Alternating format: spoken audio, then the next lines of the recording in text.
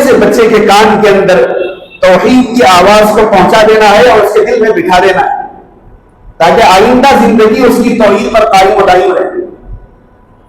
عقیقہ ہے 7 دن کرنا سنت، بعض فقہاء نے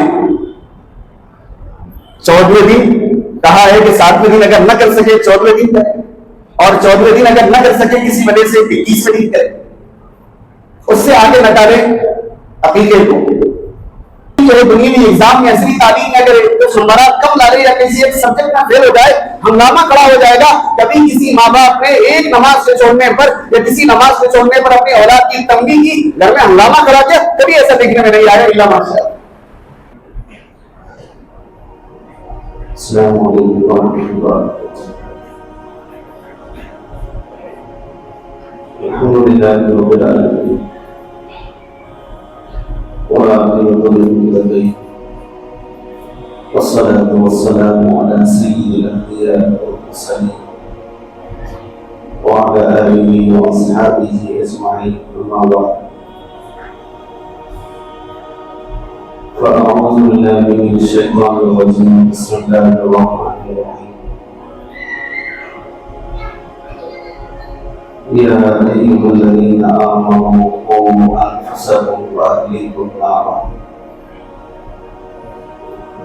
وقال تعالى: وإذ قال لقمان لابنه وهو يعظه يا بني لا تشرك بالله إن الشرك لظلم عظيم۔ صدق الله مولانا العظيم وصدق رسوله النبي الكريم، ونحن على ذلك لمن الشاهدين والشاكرين، والحمد لله رب العالمين۔ رب اشرح لي صدري ويسر لي أمري واحلل عقدة من لساني يفقهوا قولي، آمين يا رب العالمين۔ بزرگان محترم، برادران محترم، عزیز ساتھیو، میرے بھائی،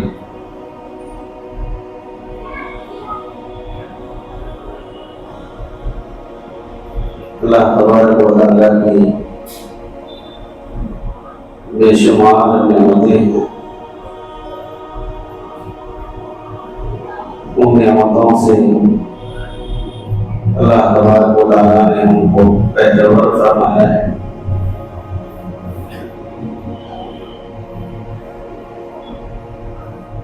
اللہ تبارک و تعالیٰ کی نعمتوں میں ایک عظیم نعمت ہماری اپنی زندگی ہے۔ زندگی اللہ تبارک و تعالیٰ کی بہت بڑی نعمت ہے، اور ساری نعمتیں اسی ایک نعمت سے وابستہ ہے۔ زندگی ہے تو اس کے بعد کی ساری نعمتیں، اگر زندگی ہی نہیں ہے تو پھر وہ نعمتیں نہیں ہیں۔ اور یہ جو نعمت ہے اللہ نے اپنے فضل و کرم سے ہم کو عطا فرمائی۔ ہم نے اللہ سے زندگی کا مطالبہ نہیں کیا تھا، اور نہ ہم نے اللہ سے درخواست کی تھی کہ ہمیں زندگی دی جائے۔ اللہ نے اپنے فضل سے ہم کو زندگی عطا فرمائی۔ اس نعمت کی قدردانی ہم سب کی ذمہ داری ہے، اور اس کے علاوہ جتنی نعمتیں اللہ تبارک و تعالیٰ نے اب تک دی ہیں اور زندہ رہنے تک جتنی نعمتیں اللہ تبارک و تعالیٰ دیتے رہے ہیں، ان سب کی قدردانی ہمارا فریضہ ہے، ہماری ذمہ داری۔ نعمتوں کی ناقدری نعمتوں کے چھن جانے کا سبب بنتا ہے، اور نعمتوں کی قدردانی نعمتوں کے باقی رہنے اور مزید نعمتوں کے ملنے کا ذریعہ بنتی ہے۔ قرآن میں اللہ تبارک و تعالیٰ نے اس کا ذکر فرمایا ہے: لئن شکرتم لأزیدنکم ولئن کفرتم ان عذابی لشدید۔ نعمتوں پر شکر بجا جاتے رہیں گے، اللہ تبارک و تعالیٰ اور نعمتیں دیتے رہیں گے۔ اور نعمتوں کی ناشکری کرو گے تو اللہ کا عذاب بڑا سخت ہے، جو ناشکروں پر، نافرمانوں پر، کفران نعمت کرنے والوں کے لیے۔ پہلی سزا تو یہ ہے کہ اللہ تبارک و تعالیٰ وہ نعمت اسے چھین لیتے ہیں، اور پھر آخرت کی سزا یہ ہے کہ کفران نعمت کرنے والوں کو اللہ تبارک و تعالیٰ پکڑتے ہیں اور انہیں سزا دیتے ہیں، اس وجہ سے کہ اس نے اللہ کی نعمت کی ناشکری کیا۔ اس لیے اللہ تبارک و تعالیٰ جو نعمتیں ہم کو عطا فرمائی ہیں، ان نعمتوں کی قدردانی یہ ہم سب کی ذمہ داری ہے۔ ان نعمتوں میں اور ایک عظیم نعمت ہے جو اللہ نے ہم کو عطا فرمائی ہے، وہ اولاد کی نعمت۔ اولاد کی نعمت بھی بہت بڑی نعمت ہے۔ ان لوگوں سے پوچھئے کہ جنہیں اللہ تبارک و تعالیٰ نے اپنی حکمت کی وجہ سے اس نعمت سے محروم فرمایا ہے، جو اولاد کی نعمت سے محروم ہے ان سے پوچھئے اولاد کی نعمت کیا ہے۔ اور جنہیں اللہ تبارک و تعالیٰ نے اولاد کی نعمت عطا فرمائی ہے، انہیں اگر اس کا اندازہ نہیں ہے تو غور و فکر کے ذریعے سے اس کا اندازہ کرنے کی ضرورت ہے کہ اولاد کی نعمت کتنی بڑی نعمت ہے۔ جب اللہ تبارک و تعالیٰ نے اس نعمت کو بھی اپنے فضل سے عطا فرمایا ہے تو اس نعمت کی قدردانی بھی ہماری ذمہ داری ہے۔ ہم چاہتے ہوئے بھی یہ نعمت حاصل نہیں کر سکتے۔ دنیا میں کوئی ایسا شخص نہیں ہے جو خود سے چاہتے ہوئے وہ نعمت کو پا سکتا ہو۔ یہ دنیا میں کوئی ایسا شخص نہیں ہے جو آپ کو اولاد کی نعمت دے سکتا ہو۔ اللہ کے علاوہ اولاد کوئی دے نہیں سکتا۔ اللہ تبارک و تعالیٰ جنہیں چاہتے ہیں اولاد کی نعمت عطا فرماتے ہیں، اور جنہیں چاہتے ہیں اولاد کی نعمت سے محروم کرتے ہیں۔ اور اولاد میں بھی مذکر ہے اور مؤنث ہے، لڑکا ہے اور لڑکی ہے۔ لڑکے بھی اللہ تبارک و تعالیٰ اپنے فضل سے عطا فرماتے ہیں، کسی کو لڑکیاں اپنے فضل سے عطا فرماتے ہیں، کسی کو لڑکے اور لڑکیاں دونوں عطا فرماتے ہیں۔ اللہ کے علاوہ کسی میں یہ طاقت نہیں ہے کسی انسان کو اولاد دے، یا کسی میں یہ صلاحیت نہیں ہے کہ کسی کو لڑکے دے یا کسی کو لڑکیاں دیں۔ قرآن میں اللہ تبارک و تعالیٰ نے بڑی وضاحت سے بات ارشاد فرمائی کہ اولاد کا دینا یہ ہمارے ہاتھ میں، دست قدرت میں ہے، اور لڑکیوں کا دینا یہ بھی ہمارے ہاتھ میں ہے، لڑکوں کو دینا یہ بھی ہمارے ہاتھ میں ہے۔ ہمارے علاوہ کسی میں یہ صلاحیت طاقت نہیں ہے کہ کسی کو لڑکے عطا کرے کسی کو لڑکی عطا کرے۔ اللہ تبارک و تعالیٰ جب یہ عظیم نعمت سے ہم کو بہرور فرمایا ہے تو پھر ہماری ذمہ داری ہے کہ اس نعمت کی قدردانی کریں۔ رسول اللہ صلی اللہ علیہ وسلم نے جہاں ماں باپ کے حقوق بتلائے ہیں وہیں اولاد کے حقوق بھی بتلائے ہیں۔ ایسا نہیں ہے کہ ماں باپ کے حقوق بتلائے گئے اور اولاد کے حقوق نہیں بتلائے گئے۔ ایسا نہیں ہے کہ اولاد کے حقوق بتلائے گئے ہیں مگر ماں باپ کے حقوق بتلائے نہیں گئے۔ دونوں کے حقوق رسول اللہ صلی اللہ علیہ وسلم نے بڑی وضاحت کے ساتھ بتلائے ہیں۔ اولاد کی ذمہ داری کیا ہے کہ ماں باپ کے ساتھ وہ کس طرح رہے، اور ماں باپ کی ذمہ داری کیا ہے کہ وہ اولاد کے ساتھ کس طرح رہے۔ تصویر کے دونوں رخ آپ نے بتلائے، ایک طرف اولاد کی ذمہ داری بتلائی ہے تو دوسری طرف ماں باپ کی ذمہ داری بتلائی۔ گزشتہ دنوں میں میں نے اولاد کے ذمے ماں باپ کے حقوق کیا ہیں اس عنوان پر میں نے کچھ روشنی ڈالی تھی، اور آج ماں باپ کے ذمے اولاد کی ذمہ داری کیا ہے، ان کے حقوق کیا ہیں یہ بتلانا ہے۔ جس طرح ماں باپ اولاد کے لیے نعمت ہے، اسی طرح اولاد بھی ماں باپ کے لیے نعمت ہے۔ اولاد کی جہاں یہ ذمہ داری ہے کہ ماں باپ کے ساتھ حسن و سلوک کا معاملہ کرے، ان کی قدردانی کرے، ہر طرح سے ان کا لحاظ کرے، اسی طرح ماں باپ کی ذمہ داری یہ ہے کہ اللہ تبارک و تعالیٰ نے جب انہیں اولاد سے نوازا ہے تو اولاد کے حقوق بھی ادا کرنا یہ ان کی ذمہ داری ہے۔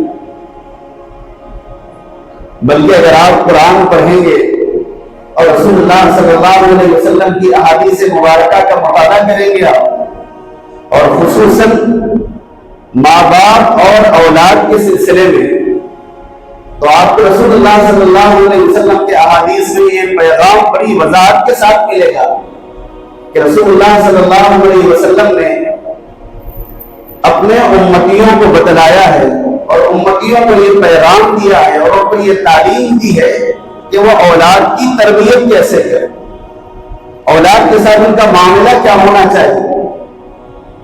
رسول اللہ صلی اللہ علیہ وسلم نے مردوں کو بھی اور عورتوں کو بھی دونوں کو تعلیم دی ہے کہ اگر وہ اپنی اولاد کی اسلامی نہج پر تربیت کرنا چاہتے ہیں تو شادی سے پہلے ہی اولاد کی تربیت کے سلسلے میں فکر کرنا ہے۔ اگر مرد ہے تو اپنی بیوی کا اگر وہ انتخاب کرنا چاہتا ہے نیک اور صالحہ بیوی کا انتخاب کرے، تاکہ جب آئندہ اسے اولاد ہو تو اولاد کی تربیت میں یہ نیک اور صالحہ بیوی مدد کرے۔ عورت ہے تو اسے یہ ذمہ داری عائد کی گئی ہے کہ وہ نیک شوہر کا انتخاب کرے، صالح شوہر کا انتخاب کرے، تاکہ اس سے جب اولاد ہو تو اولاد کی تربیت میں نیک اور صالح یہ شوہر یہ صحیح باپ بن سکے اور اپنی اولاد کی صحیح معنی میں تربیت کر سکے۔ یہاں سے شروعات کی ہے اولاد کی تربیت کے سلسلے میں۔ ہم لوگ یہ سمجھتے ہیں کہ اولاد کے پیدا ہونے کے بعد اولاد کی تربیت کی فکر کرنا ہے اور اولاد کی فکر کرنا ہے، اولاد کے پیدا ہونے کے بعد اولاد کی تربیت تو ہوگی، لیکن جب رشتے کا معاملہ آئے تو انتخاب اگر درست ہوگا تو ان سے اولاد بھی درست ہوگی اور ان کی اولاد کی تربیت کے سلسلے میں صحیح رہنمائی آپ کو حاصل ہوگی۔ رسول اللہ صلی اللہ علیہ وسلم نے لڑکے کے اور لڑکی کے نکاح کے سلسلے میں جب انتخاب کی بات آئی تو آپ نے جس بات پر زیادہ زور دیا ہے وہ دینداری ہے۔ دینداری پر آپ نے زور دیا ہے، باقی چیزیں زائد ہیں، حسن ہے یہ بھی زائد ہے، مالداری ہے یہ بھی زائد ہے، اونچا خاندان ہے یہ بھی زائد ہے، لیکن ان سب چیزوں میں سب سے جو اہم ترین چیز ہے وہ دینداری ہے۔ علماء نے فرمایا ہے کہ حسن میں، مالداری میں، خاندانی میں اور دینداری میں جو چیز سب سے زیادہ پائیدار ہے وہ دینداری ہے۔ بقیہ چیزیں آج ہیں تو کل نہیں، مالداری ہے آج ہے کل نہیں ہے، خاندان ہے اگر دینداری نہیں ہے تو اس خاندان کا اعتبار ہی نہیں ہے، اور حسن جمال ہے کہ وقت مقررہ تک حسن باقی رہے گا، جیسے جیسے عمر ڈھلنے لگے گی آہستہ آہستہ اس کا حسن بھی ظاہر ہونے لگ جائے۔ اور دینداری کا معاملہ یہ ہے کہ آدمی دین پر جتنا ثابت قدم رہے گا دینداری میں اتنا پختہ ہوتا چلا جائے گا، دینداری میں اتنا پختہ ہوتا چلا جائے گا۔ اس لیے آپ صلی اللہ علیہ وسلم نے نکاح کے موقع پر لڑکے اور لڑکی کے انتخاب کے سلسلے میں دینداری کی طرف توجہ دلائی تاکہ اس کا اثر ان کی زندگی میں بھی پڑے اور ان کی اولاد پر بھی پڑے۔ ماں باپ دیندار ہیں، یقیناً اولاد بھی دیندار ہوں گی اور صحیح معنی میں ان کی تربیت کر سکے۔ ماں باپ بھی اگر دیندار نہیں ہے تو پھر اولاد کی دینداری کی فکر کون کرے گا؟ نکاح ہو جانے کے بعد اب جب اولاد آ جائے گی، اولاد کی نعمت اللہ تبارک و تعالیٰ عطا فرمائیں گے، اب یہاں اولاد کے پیدا ہوتے ہی اب ماں باپ کی ذمہ داری کو شریعت نے، اسلام نے اجاگر کیا ہے اور بتلایا ہے کہ جیسی اولاد پیدا ہو جائے داہنے کان میں اذان دینا ہے اور بائیں کان میں اقامت کہنا ہے۔ ابھی چھوٹے سے معصوم کے دل میں کانوں کے ذریعے سے توحید کو مضبوطی سے پیش کر دینا ہے۔ ابھی سے اس کے کان کے ذریعے سے اس کے دل میں یہ بٹھا دینا ہے کہ تمہارا خدا ایک ہے، وہ اللہ ہے، اللہ کے علاوہ کوئی الہ نہیں، تم کو پیدا کرنے والا اور مجھے پیدا کرنے والا، پوری کائنات کو پیدا کرنے والا تنے تنہا اللہ ہے، نہ کوئی اس کی ذات میں شریک ہے، نہ کوئی اس کی صفات میں شریک ہے، نہ کوئی اس کی قدرت میں شریک ہے، نہ کوئی اس کی طاقت میں شریک ہے، وہ جو چاہتا ہے کرتا ہے، کوئی اسے مشورہ دینے والا بھی نہیں۔ چھوٹے سے بچے کے کان کے اندر توحید کی آواز کو پہنچا دینا ہے اور اس کے دل میں بٹھا دینا ہے تاکہ آئندہ زندگی اس کی توحید پر قائم و دائم رہے، اور ساتھ ہی ساتھ اس کے کانوں کے اندر رسالت کی گونج بھی پہنچانا ہے، اشہد ان محمد رسول اللہ، رسول اللہ صلی اللہ علیہ وسلم اس کائنات میں سب سے افضل ترین شخصیت، اللہ تبارک و تعالیٰ کے بعد اگر کوئی محترم شخصیت ہے تو رسول اللہ صلی اللہ علیہ وسلم کی شخصیت۔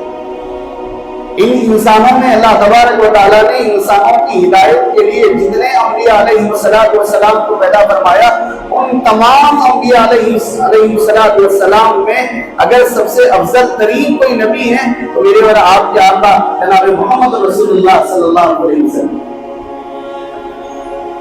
بلکہ اللہ تبارک و تعالیٰ نے آپ کو امام الانبیاء بنایا ہے، خاتم النبیین بنایا ہے، آخری نبی بنایا ہے، نبوت اور رسالت کا سلسلہ آپ پر ختم فرمایا ہے، اور یہ واضح کر دیا ہے کہ آپ کے بعد قیامت تک نہ کوئی نبی آنے والا ہے، نہ کوئی رسول آنے والا ہے۔ نبوت اور رسالت کے ساتھ ختم نبوت بھی بچے کے دل کے اندر پیوست ہو جائے تاکہ آگے چل کر کسی کا شکار نہ ہو، ایمان چھیننے والوں کا شکار نہ ہو، ایمان دشمن طاقتوں کے گھیرے میں نہ پڑ جائے۔ یہ سب سے پہلی چیز پیدا ہونے کے بعد جو اس کے دل میں راسخ کرنا ہے، اس کے دل میں جو پہنچانا ہے، اور توحید اور رسالت، اس کا عقیقہ کرنا ہے۔ عقیقہ کرنا مسنون ہے، سنت ہے۔ لڑکا اگر ہے تو قربانی کے جن جانوروں میں ایک ہی حصہ ہے تو ایسے دو جانور، اگر لڑکا ہے، لڑکی ہے تو ایک جانور کافی، اور اگر وہ جانور ہے کہ جس میں ایک سے زائد حصے رکھ سکتے ہیں، بڑا جانور ہے تو لڑکے کے لیے 2 حصے اور لڑکی کے لیے 1 حصہ۔ یہ قربانی سنت، عقیقہ ہے، 7ویں دن کرنا سنت۔ بعض فقہاء نے 14ویں دن کہا ہے کہ 7ویں دن اگر نہ کر سکے 14ویں دن کرے، اور 14ویں دن اگر نہ کر سکے کسی وجہ سے 21ویں دن کرے، اس سے آگے نہ ڈالے عقیقے کو۔ بہت سے ہم میں سے لوگ ایسے ہیں جو بڑی دعوتوں کی چکر میں مسنون عقیقے کا جو وقت ہے وہ وقت کو ضائع کر دیتے ہیں، ٹال دیتے ہیں، اور بعض لوگ تو شادی کے وقت عقیقہ کرتے ہیں، اور بعض لوگ حج و عمرے کو جاتے وقت عقیقہ کرتے ہیں، اور بعض لوگ تو وہ ہیں کہ جب انہیں یہ محسوس ہونے لگتا ہے کہ اب زندگی کے ایام ختم ہونے لگے ہیں، بلاوا کب آئے گا معلوم نہیں، تب انہیں عقیقہ یاد آتا ہے۔ یاد رکھیے عقیقے کا دن 7واں دن ہے۔ رسول اللہ صلی اللہ علیہ وسلم نے اپنے نواسوں کا، حضرات حسنین کریمین رضی اللہ عنہما کا عقیقہ 7ویں دن فرمایا، اور آپ نے 7ویں دن کی تعلیم بھی اور تلقین فرمائی۔ ماں باپ کی ذمہ داری ہے کہ اولاد کا عقیقہ کریں، 7ویں دن عقیقہ کریں، اور جب بچہ بولنے کے قابل ہو جائے تو پھر اس کی زبان سے سب سے پہلے کلمہ طیبہ جاری کروائیں، اس کی زبان پہ سکھلائیں، لا الہ الا اللہ محمد رسول اللہ، بولنے کا عادی بنائے اسے، اس وقت تک بولنے لگائے جب تک کہ وہ بول نہیں دیتا، اس کے بعد پھر یہ دوسرے کلمے اسے سکھائے۔ اس سلسلے میں بھی ماں باپ سے کوتاہی ہو رہی ہے کہ جب بچہ بولنے کے قابل ہوتا ہے تو یہ وہ باتیں اسے سکھلاتے ہیں، یہ اپنا نام سکھلاتے ہیں، ماں کا نام سکھلا رہے ہیں، باپ کا نام سکھا رہے ہیں یا دیگر اور چیزیں سکھا رہے ہیں. اور یہ بچہ جب بڑا ہو کے جب اسکول جاتا ہے تو اسکول میں پھر کیا سکھاتے ہیں آپ جانتے ہیں. اے سے کیا بولنا ہے، بی سے کیا بولنا ہے، سی سے کیا بولنا ہے. اے بی سی میں اگر اسے وہی جملے سکھائیں گے تو پھر آگے چل کے بچہ اسی نہج پہ چلے گا. جب بولنے کے لائق ہو جائے کلمہ طیبہ اسے سکھلائے، لا الہ الا اللہ محمد رسول اللہ. اب یہاں سے بھی بچے کی باضابطہ تربیت شروع،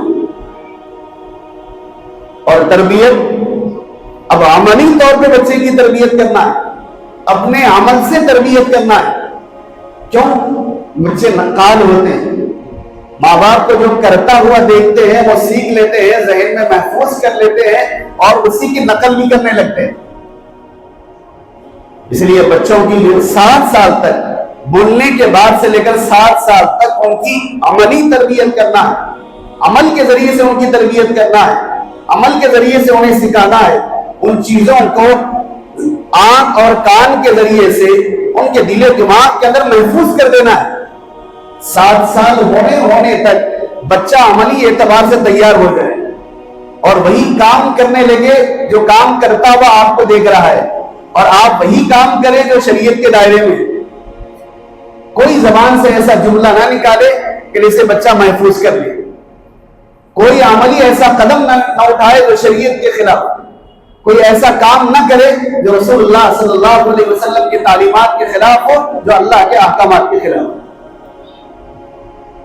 اگر آپ کا عمل کچھ اور ہے اور بچوں کو سکھایا جا رہا ہے کچھ اور، بچے آپ کے اقوال سے سیکھیں گے نہیں بلکہ آپ کے اعمال سے سیکھیں گے.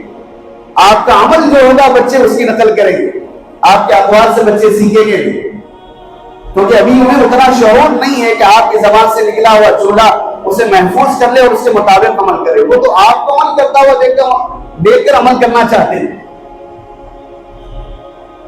اس لیے بچوں کو عملی طور پر تربیت دے. اس سلسلے میں بھی ماں باپ سے بہت بڑی کوتاہی ہو رہی ہے. بچے چھوٹے چھوٹے ہیں، ہم یہ سمجھتے ہیں کہ بے شعوری کے عالم میں ہیں، لاشعوری کے عالم میں ہیں، مگر بڑے ذہین ہوتے ہیں. آپ کی ایک ایک بات اپنے دل کے اندر محفوظ کرتے ہیں. کان سے سننے والے الفاظ بھی اور آنکھ سے دیکھنے والی چیزوں پر بھی وہ اپنے دل کے اندر محفوظ کر لیتے ہیں اور اسی کی نقل کرنے لگتے ہیں. ماں باپ اگر مسجد کے اندر باادب ہیں تو بچے اسے بھی دیکھتے ہیں اور اسی کے مطابق عمل بھی کرتے ہیں. اگر دیکھ رہے ہیں کہ ماں باپ ہی مسجد میں بے ادب ہے تو پھر بے ادبی ان کے اندر چھا جاتی ہے. گھر میں اگر ماں باپ کے الفاظ اچھے نہیں ہیں تو بچے اسے اسی کی نقل کرتے ہیں، آپ چاہے کتنے ہی اچھے الفاظ سکھلائیں. اس لیے جب بچے لاشعوری کے عالم میں ہیں تو ان کی تربیت اچھے الفاظ کے ذریعے سے، اچھے اعمال کے ذریعے سے کرنا چاہیے. کوئی ایسا عمل نہ ہو کہ جس کی وہ نقل کرنے لگ جائے. زبان کا صحیح استعمال کیجیے، کھانے میں سنت کا لحاظ کیجیے، سلام کرنے کا مزاج بنائیے، بڑی محبت کے ساتھ ایک دوسرے کے ساتھ پیش آئیے. مہمان آ رہے ہیں تو ان کا اکرام کیجیے، گھر میں اپنے بڑے ہیں ان کے ساتھ ادب کا معاملہ کیجیے، گھر میں اگر چھوٹے بچے ہیں ان کے ساتھ شفقت کا معاملہ کیجیے. یہ عملی تربیت انہیں دیتے رہیے. انشاءاللہ جیسے جیسے وہ بڑے ہوں گے آپ کو دیکھ کر سیکھیں گے اور اسی کے مطابق زندگی گزاریں گے. کھانا کھاتے وقت سنت کا لحاظ کیجیے، دعا پڑھنے کا معمول بنائیے. دائیں پیر کے اندر اگر چپل جوتا پہننا ہے تو اس کا معمول بنائیے. لباس پہن رہے سیدھی طرف سے پہنیے. آپ ان چیزوں کا لحاظ کیجیے، بچے آپ سے سیکھیں. ہم کرتے نہیں مگر بچوں کو سکھانا چاہتے ہیں، یہ الٹا معاملہ ہے. ہم نیک بننا نہیں چاہتے، بچوں کو نیک بنانا چاہتے ہیں. جب تک ہم نیک نہیں بنیں گے بچے نیک بن نہیں سکتے.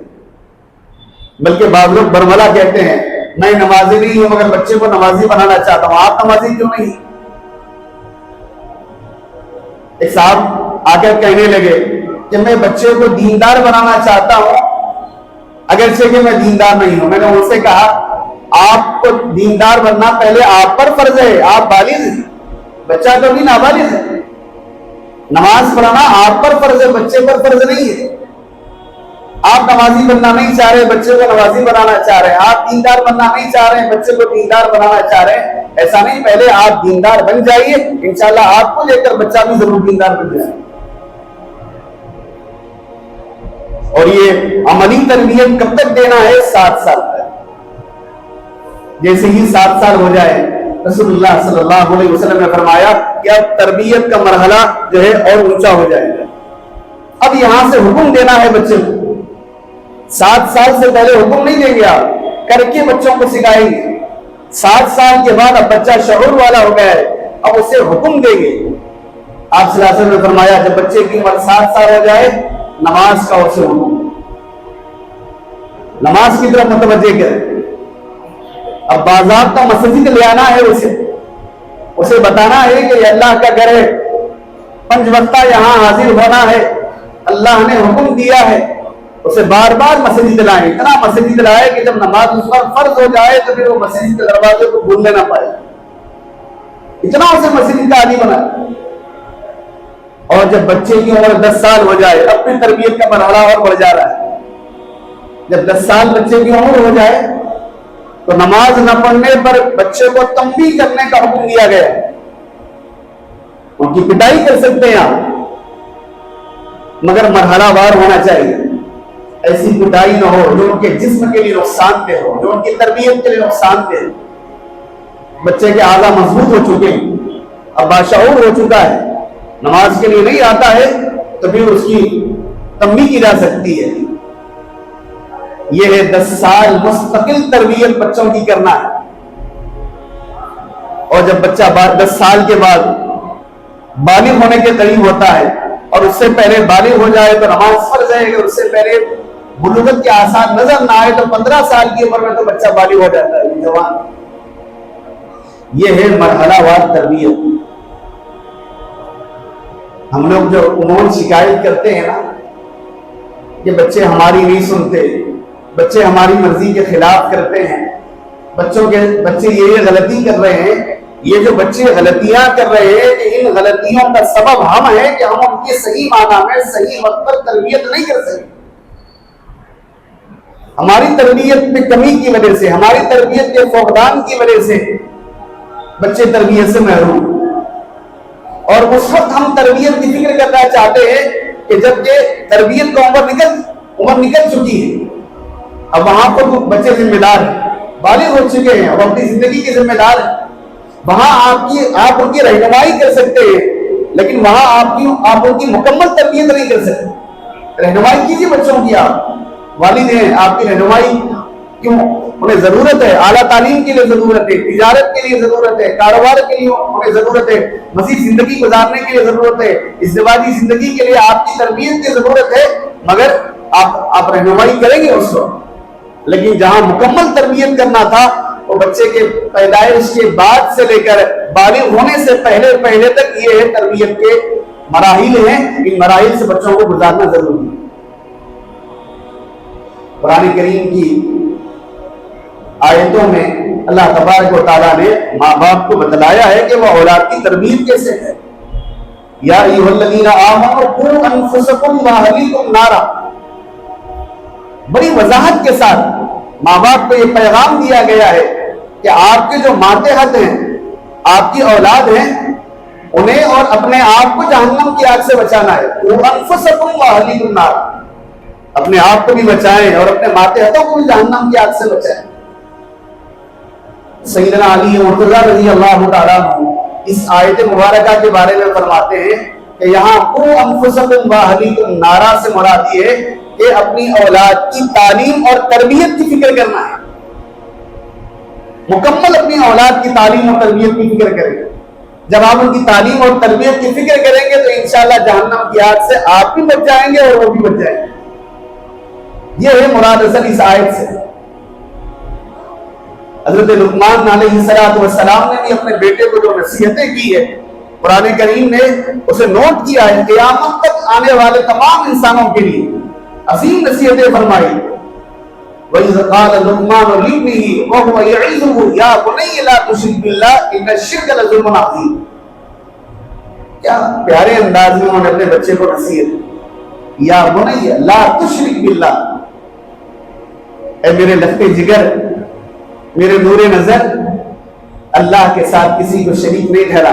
توحید کی تعلیم دی، شرک سے بچے کو بتانے کے لیے متوجہ کیا ہے، اور پھر آگے بتایا ان الشرک لظلم عظیم، بیٹے یاد رکھ اس دنیا میں سب سے بڑا شرک اللہ کے ساتھ جو ہے کسی کو شریک ٹھہرانا ہے۔ شرک سے بڑا کوئی ظلم نہیں ہو سکتا، شرک سے بڑا کوئی کام نہیں ہو سکتا۔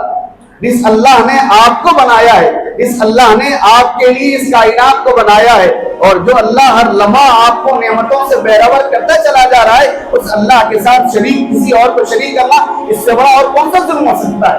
ان الشرک لظلم عظیم، اے میرے بیٹے اللہ کے ساتھ کسی اور کو شریک نہیں ٹھہرانا، یہ تو ظلم عظیم ہے۔ ہم نے کبھی بچوں کو بتایا؟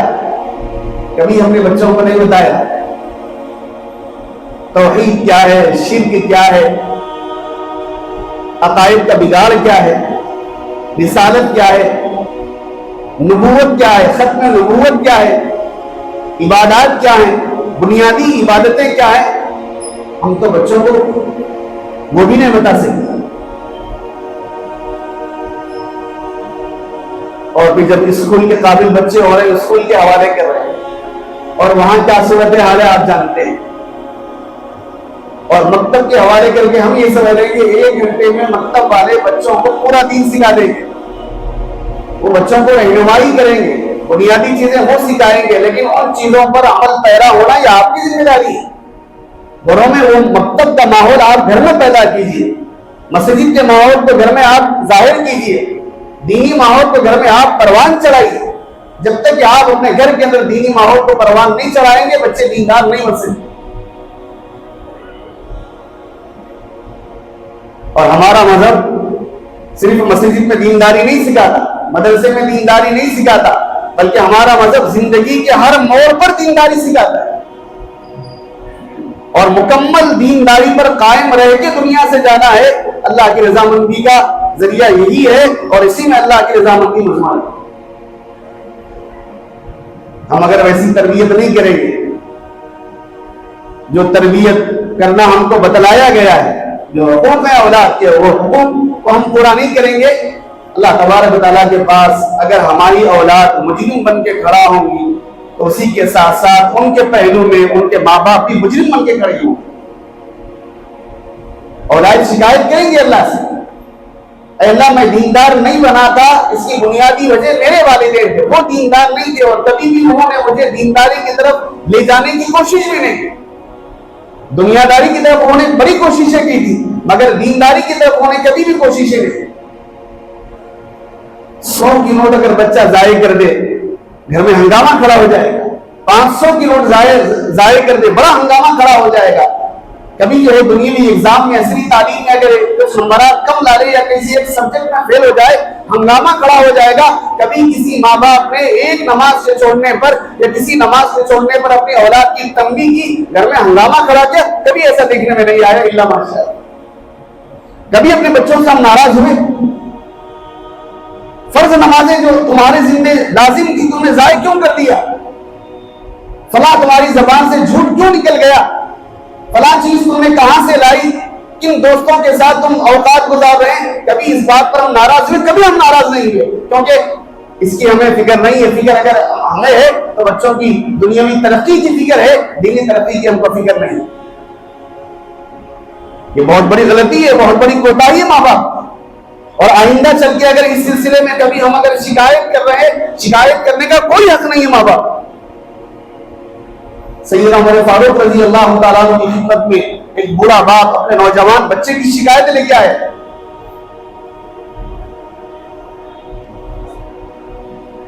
ساتھ میں نوجوان بچہ تھا۔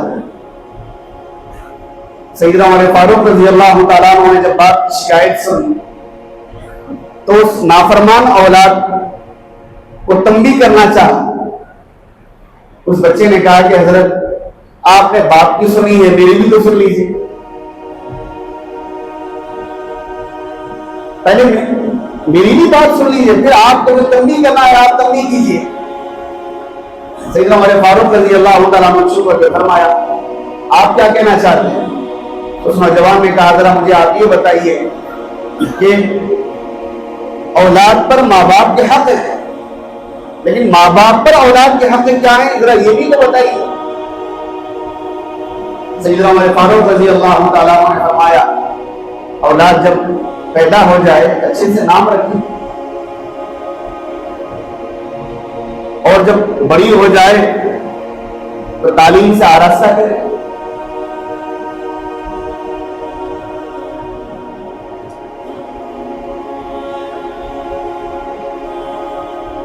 اور نکاح سے پہلے اچھی ماں کا انتخاب کریں۔ بنیادی طور پر سیدنا عمر فاروق رضی اللہ تعالیٰ عنہ یہ تینوں باتیں ارشاد فرمائیں تو نوجوان اپنے باپ کی طرف دیکھ کر فرمایا، کہنے لگا کہ حضرت ذرا آپ پوچھئے تینوں بنیادی باتیں آپ نے جو بتلائی ہے کیا میرے والد نے اسے پورا کیا ہے؟ میری جو والدہ ہے وہ مجوسیہ ہے، آتش پرست ہے۔ خوبصورتی دیکھ کر باپ نے انتخاب کر لیا، دینداری دیکھ کر انہوں نے انتخاب نہیں کیا۔ میری والدہ مجوسیہ ہے، اور جب میں پیدا ہوا تو نام اچھا رکھنا چاہیے، میرا نام اس نے جو ہے اچھا نہیں رکھا، صحابہ کے نام رکھنا چاہیے تھا، انبیاء کے نام رکھنا چاہیے تھا، اچھے میننگ والے نام رکھنا چاہیے تھا، اس نے میرا نام جال رکھا۔ اور جب میں مزید بڑا ہوا تو میری تعلیم، دینی تعلیم کی فکر کرنے کے بجائے اس نے جو میری تعلیم کی فکر نہیں کی اور میں جو ہے جہالت کی تعلیموں میں بھٹکتا رہا۔ جب اس نے یہ حق ادا نہیں کیے تو مجھ سے کیا امید لے کے بیٹھا ہے۔ سیدنا عمر فاروق رضی اللہ تعالیٰ عنہ اپنا درہ اٹھائے تھے اس بچے کی بے ادبی پر اسے تنبیہ کرنے کے لیے۔ جب بچے نے یہ بتایا تو اس سورے کو جو ہے باپ کی طرف اٹھایا اور اٹھا کر کہا کہ جب تم نے اپنی اولاد کا حق ادا نہیں کیا کس امید سے بیٹھے ہو کہ اولاد تمہارے حق کو ادا کرے؟ اس لیے اولاد کی تربیت میں بڑے فکر مند ہمیں ہونے کی ضرورت، متوجہ ہونے کی ضرورت، اور ابتدائی سے اولاد کی فکر میں متوجہ ہونے کی ضرورت۔ بہت قیمتی اوقات ہوں گے آپ کے، مگر اولاد کی تربیت کے لیے وقت نکالنا ہے آپ، اور اولاد کی تربیت میں دینداری کی سلسلے میں زیادہ آپ کو فکر کرنا ہے۔ اس لیے کہ اولاد اللہ کی نعمت ہے، اور اس کے ذریعے سے بنیادی طور پر تین چیزیں آپ کو حاصل ہوتی ہیں۔ پہلی چیز، اولاد آنکھوں کی ٹھنڈک ہے، آپ کی آنکھوں کی ٹھنڈک ہے اولاد۔ جوانی میں اولاد آنکھوں کی ٹھنڈک ہے، بڑھاپے میں آپ کا سہارا ہے، بڑھاپے میں اولاد آپ کا سہارا ہے۔ اور پھر جب اولاد جوان ہو جائے گی اور آپ بوڑھے ہو جائیں گے تو پھر آپ کی مکمل خدمت کریں گے اولاد، یہ دوسرا بنیادی فائدہ ہے۔ اور اسی کے ساتھ ساتھ آپ کی نسل کی بقا کا ذریعہ ہے اولاد۔ اولاد اگر نہیں ہے تو نسل آپ کے ساتھ ہی ختم ہو جائیں گے۔ اور تیسرا بنیادی فائدہ اولاد کے ذریعے سے جو انسان کو حاصل ہوتا ہے، اگر اولاد دیندار ہے تو ماں باپ کے انتقال کے بعد یہ دیندار اولاد ان کے لیے صدقہ جاریہ کا کام کرے، اور یہ سب سے اہم ترین چیز ہے۔ اس لیے اس سلسلے میں ہم کو توجہ دینے کی ضرورت ہے۔ گزشتہ جمعہ میں نے والدین کے حقوق پر بیان کیے تھے، اور اس جمعے میں نے اولاد کے حقوق بیان کیے ہیں۔ ماں باپ کی ذمہ داری ہے، اولاد کی ذمہ داری ہے۔ شریعت نے جو حقوق بتلائے ہیں ان حقوق کا ایک دوسرے لحاظ کرتے رہیں، تاکہ ماں باپ اولاد کے حقوق ادا کریں اور اولاد ماں باپ کے حقوق ادا کریں۔